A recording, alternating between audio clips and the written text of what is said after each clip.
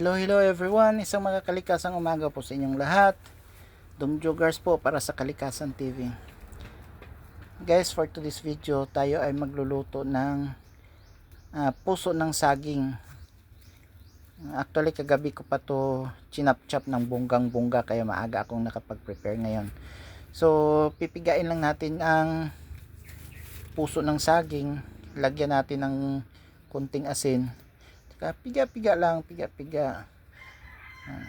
Diyan tayo magaling sa pagpipiga para lumabas ng bonggang-bongga ang katas ng puso ng saging. Kasi ang katas niyan, yan ang mapait. Kaya kailangan ilabas yung katas ng puso. So pagkatapos nating piga-pigain yan, tsaka natin titimplahan yan. So kailangan muna nating pigain ng todo para matuyo siya. Ayan. Yan yung katas na mapait sa puso. Buti pa ang saging may puso. Ayan. Pero alam nyo guys, ang hirap kasi pakainin ng mga kids ng gulay. Kaya ginagawa ko na lang ng paraan para kahit papaano makakain sila ng gulay. So gagawin natin, piprito lang natin. Gagawin nating torta. So siyempre haluan natin ng itlog, crispy mix, harina. Yan, tsaka lagyan ko rin ng chinap-chop na bawang para siyempre may mas mabango at masarap siya. Ganoon lang kasimple para mapakain siyempre ang mga kids ng gulay. Kasi kung hindi natin gawa ng paraan, talagang hindi yan sila kakain ng gulay. Pwera na lang sa mga bata na mahilig talaga sa gulay. Itong sa akin wala eh. Yan. Piga-piga lang tayo.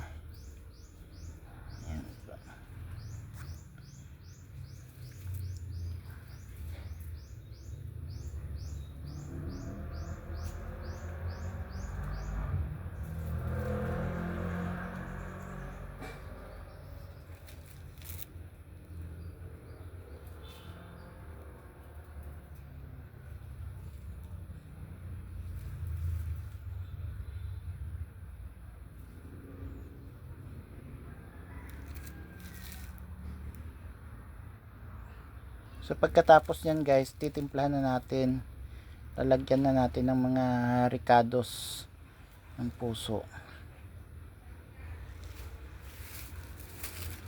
Ayan, ayan, tuyo na yan. So ayan na yung pinakakatas nya.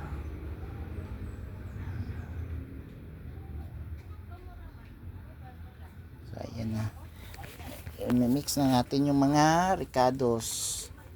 Ito lang itlog. Yan. Tsaka ipiprito. Gustong gusto ng mga anak ko yan.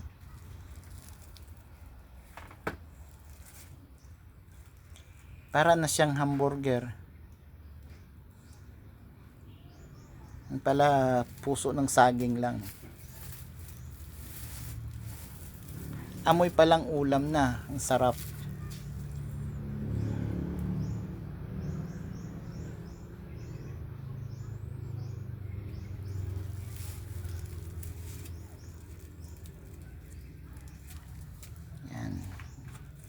Ikot-ikot lang yan pagkaluto ng kabila na naman.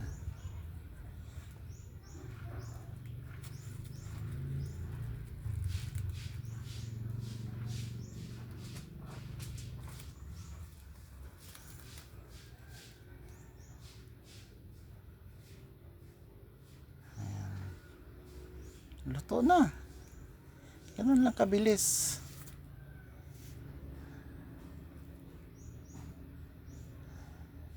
Tamang tama yung medyo siya brown pagkaluto. Ayan.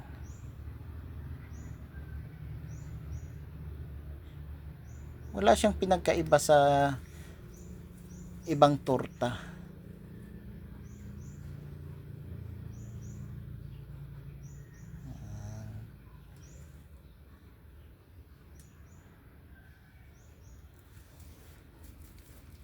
Dalawang piraso lang yan ng puso ng saging ang ginawa ko.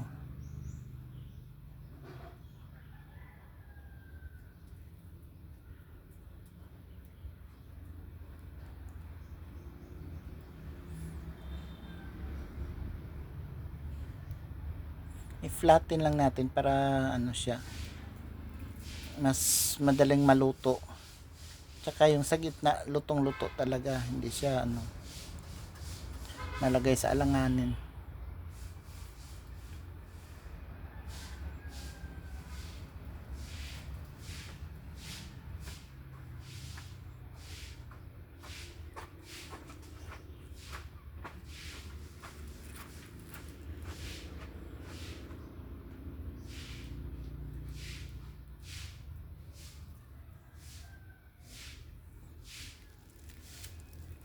Ayan niya, yan na ang finished product niya.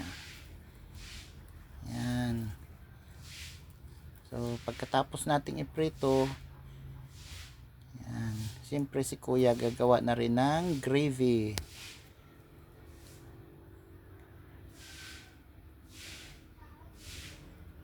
Si kuya na naman ang gumawa ng gravy para sausawan ng mga kids. Yan, kainan na.